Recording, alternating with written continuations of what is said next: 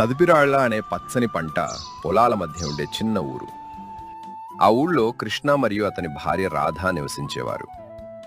కృష్ణ తల్లిదండ్రులు చిన్నప్పుడే మరణించడంతో తన చెల్లెలు కల్పన బాధ్యతను తానే తీసుకున్నాడు. కృష్ణకి ఒకే ఒక్క ఆస్తి, తనకున్న పొలం. చిన్ననాటి నుంచి కష్టపడి వ్యవసాయం చేస్తూ కుటుంబాన్ని పోషించుకుంటూ ఉండేవాడు. వారిది పేద కుటుంబమే అయినా ఆ ఇంట్లో ప్రేమ, నమ్మకం, ఒకరిపై ఒకరికి ఉన్న బాధ్యత నిండుగా ఉండేవి. వదినా వదినా కల్పన చెప్పు, ఏమైంది? వదినా, అది నాకు చేపల పులుసు తినాలనుంది. కాస్త అన్నయ్యతో చేపలు తెప్పించి వండవా వదినా? అయ్యో పిచ్చి తల్లి, నువ్వింతలా అడగాలా? ఆగు, మీ అన్న పొలంలోకి వెళ్ళాడు, అక్కడికెళ్ళి చెరువు దగ్గర చేపలు తెమ్మని చెప్తాను అని చెప్పి రాధ పొలం దగ్గరికి బయలుదేరింది. ఏమయ్యా, ఈ పొలంలో పని నేను చూసుకుంటా కానీ చెరువు కట్ట దగ్గరికి వెళ్ళి మంచి కొరమేం చేపలు తీసుకుని రాపో. అసలే కల్పన అడక్కడక్క నోడు తెరిచి చేపలు తినాలనుంది వదినా అని అడిగింది. ఏంటి, నా చెల్లి చేపల కూర కావాలని అడిగిందా? సరే, నేను వెళ్ళి పట్టుకొస్తాను.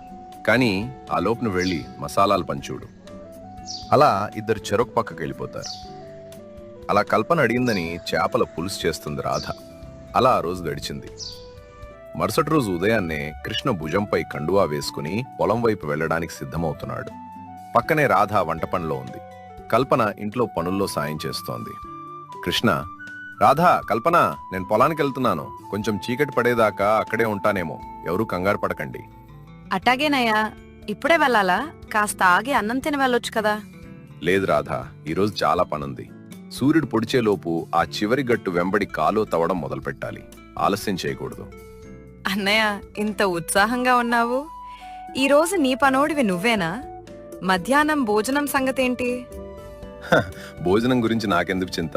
పండగ పూట దొరికే పాయసం లాంటి భోజనాన్ని వదిలేసి ఆత్రంగా పొలానికి పరిగెడుతున్నానంటే నాకెంత కష్టం ఉందో నువ్వే అర్థం చేసుకో చెల్లి. సరే, బయలుదేరుతాను. ఆగయ్యా, ఆగు అని ఒక మూటలో కట్టిన భోజనం పొట్లాన్ని తీసుకొస్తుంది. ఇప్పుడే వెళ్ళిపోతున్నావేంటి? ఇలా ఖాళీ చేతులతో వెళ్తే మధ్యాహ్నం ఏం తింటావు? ఇదిగో, నీకోసం భోజనం సిద్ధం చేశాను. మర్చిపోయి వెళ్ళిపోతున్నావు, తీసుకెళ్ళు. హబ్బా, నిజమే కదూ.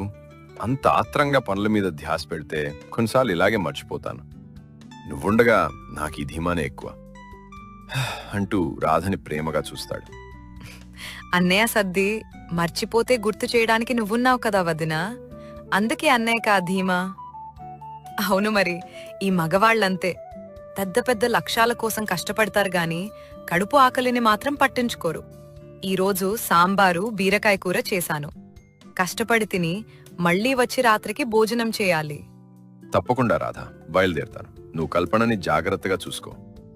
అన్నయ్య, అన్నట్టు చెప్పడం మర్చిపోయాను. నిన్న పంతులు గారు పక్క ఊరు సంబంధం గురించి చెప్పటానికి వస్తానని చెప్పారు. మధ్యాహ్నం రావచ్చు. అవునా? అయితే పర్లేదు, నువ్వు రాధతో ఉండు. ఏం మాట్లాడినా సరే మంచి చెడులు చూసి చెప్పు. నేను సాయంత్రం వచ్చాక నిదానంగా మాట్లాడతాను అని కృష్ణ భోజనం పొట్లంతో పొలం వైపు బయలుదేరాడు. ఆ రోజు ఉదయం నుంచి కృష్ణ ఎంతో కష్టపడి పొలంలో పనిచేశాడు. కానీ అనుకోకుండా పొలం గట్టుపక్కనున్న చిన్న కొండ చర్య నుంచి పెద్ద పెద్ద రాళ్లు విరిగి పొలం కాలువలో పడ్డాయి. పడిన రాళ్లకు కాలువ పక్కనే ఉన్న చిన్న పంట నాశనమైంది. సాయంత్రం 4 పొలంలో కృష్ణ పడిన రాళ్ల వైపు నిస్సత్తుగా చూస్తున్నాడు. భోజనం కూడా సరిగా తినలేదు. ఈ దేవుడు నాకు మాత్రం ఎందుకింత కష్టం పెడుతున్నాడు? కల్పన పెళ్లి కోసం రాత్రింబోళ్లు కష్టపడుతుంటే వచ్చిన కొద్దిపాటి రాబడి కూడా ఇలా నాశనమవుతుంది. ఈ రాళ్లను తీయడానికి చాలా మంది కూలీలు కావాలి. అంత డబ్బు నా దగ్గరెక్కడుంది అని కృష్ణ ఇంటికి వెళ్లడానికి తయారవుతుండగా అతని ఊర్లో ఉన్న ఒక ధనవంతుడైన ధర్మారావు తన కొడుకుతో కలిసి అటుగా వచ్చాడు.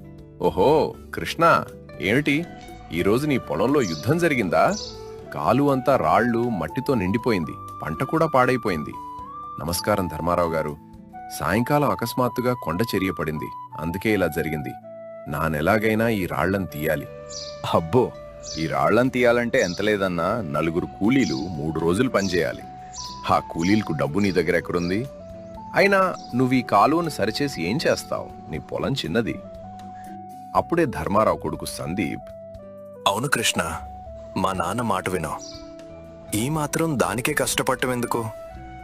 ఆ పొలాన్ని మాకమ్మేసి నీ చెల్లెలికి మంచి పెళ్లి చేయొచ్చుగా. మార్కెట్ ధర కన్నా ఓ 10,000 ఎక్కువే ఇస్తాం. క్షమించండి ధర్మారావు గారు, ఈ పొలమే నాకు ఆధారం. నా తల్లిదండ్రులు ఇచ్చి వెళ్ళిన ఆస్తి. దీన్ని నేను అమ్మను. నా చెల్లెలి పెళ్లి కోసం నేను కష్టపడతాను. మీ సలహాకు ధన్యవాదాలు.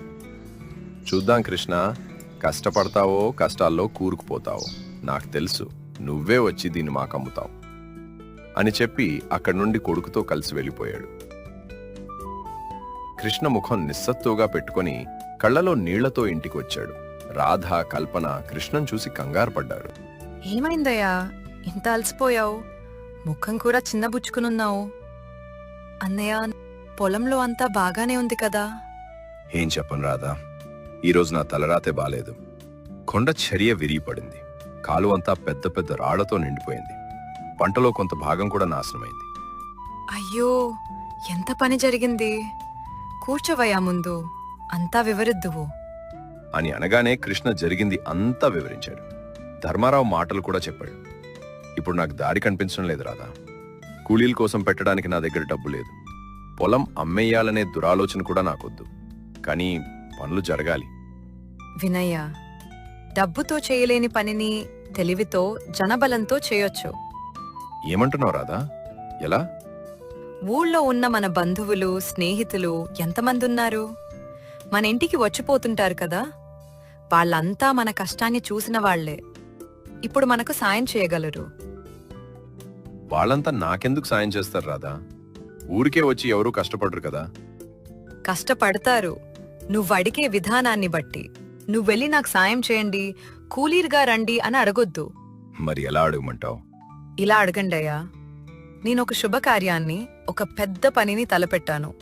నాకు మీ ఆశీర్వాదం, నీ చేయూత కావాలి. పని పూర్తయ్యాక మీ అందరికీ నా చేతి వంటతో కడుపు నిండా భోజనం పెడతాను. ఒకరోజు నా కోసం, నా చెల్లెలి పెళ్లి కోసం కష్టపడండి అని. ఈ మాట వింటే మీ పట్ల ఉన్న గౌరవంతో మనసున్న మనుషులుగా ఖచ్చితంగా వస్తారు. అద్భుతమైన ఆలోచన వదినా. అన్నయ్యకు ఈ మాటలు మనస్ఫూర్తిగా నచ్చేలా చెప్పు. రాధా, నువ్వు చాలా తెలివైన దానివి. కష్టం వచ్చినప్పుడు ఆందోళన పడకుండా ఇలాంటి మంచి ఆలోచన చెప్పావు. సరే, రేపటి నుంచే నేను బంధువులిళ్లకు, స్నేహితులిళ్లకు వెళ్తాను. నువ్వు కల్పనతో కలిసి వాళ్ళు వస్తారని నమ్మి వంటకి కావాల్సినవన్నీ సిద్ధం చెయ్యి. అలాగేనయ్యా, నాకు తెలుసు నువ్వు సంతోషంగా ఉంటేనే మన ఇల్లు సంతోషంగా ఉంటుందని. అందుకే ఈ ఆలోచనలన్నీ అని అంటుంది. అలా తర్వాత రోజు కృష్ణ తన భార్య చెప్పినట్టే ఊళ్ళో అందర్నీ కలిశాడు. తన కష్టాన్ని, తన చెల్లెలి పెళ్లి లక్ష్యాన్ని వారికి వివరించి ఒక్కరోజు తనకు సాయం చేయమని అడిగాడు. 3వ రోజు ఉదయం 8 గంటలకు కృష్ణ పొలంలో. కృష్ణ ఆశ్చర్యపోయేలా ఊళ్ళో దాదాపు 4 యువకులు, బంధువులు, స్నేహితులు పొలంలో గుమిగూడారు. కొందరి చేతుల్లో పనిముట్లు కూడా ఉన్నాయి. ధర్మారావు మరియు అతని కొడుకు సందీప్ దూరంగా ఉండి దీన్ని చూసి ఆశ్చర్యపోతున్నారు. అందులో ఒకడైన రాజు, కృష్ణ, నువ్వు మమ్మల్ని పిలవడం మా అదృష్టం. రాళ్లన్నీ ఏకంగా 6 గంటల్లో తీసేస్తాం. అన్నలారా, తమ్ముళ్లారా, నేను మీ రుణం తీర్చుకోలేను. మీ అందరి ఆశీర్వాదం నా చెల్లెలికి దొరకాలి. ధన్యవాదాలు అంటూ పని మొదలుపెట్టాడు. ధర్మారావు, చూసా సందీప్, మరి డబ్బు ఎందుకు పనికిరాలేదు? వాడి తెలివి, ఆ రాధ మాట వినడం వల్లే వాడికి ఇంతమంది సాయం దొరికారు. అవునన్నా, మనం ఊరికే పొలం అడుగుతున్నామని వాళ్ళందరికీ తెలుసు. అందుకే వాళ్ళకి కృష్ణ సాయం చేయాలనిపించింది. ఆ కృష్ణ అదృష్టవంతుడు. అలా మధ్యాహ్నం 1 అయ్యేసరికి అందరి శ్రమతో కాలువలో పడ్డ పెద్ద పెద్ద రాళ్లన్నీ పూర్తిగా పక్కకు చేర్చబడ్డాయి. పాడైన పంటలో మిగిలిన దాన్ని కాపాడడానికి ఏర్పాటు చేశారు. అందరూ కలిసి అరగంటలోనే 3 రోజుల పని పూర్తి చేశారు. అబ్బబ్బా కృష్ణ, మీ భార్య రాధ చాలా మంచిది, చాలా తెలివైనది. ఈ రోజు భోజనం కూడా అదిరిపోయింది. ఈ రోజు నువ్వు మాకు పెట్టిన భోజనం నీ కృతజ్ఞత, మాకు దొరికిన గొప్ప బహుమతి. నీ చెల్లెలి పెళ్లికి మేం కూడా ఎంతో కొంత సాయం చేస్తాం అని అంటాడు.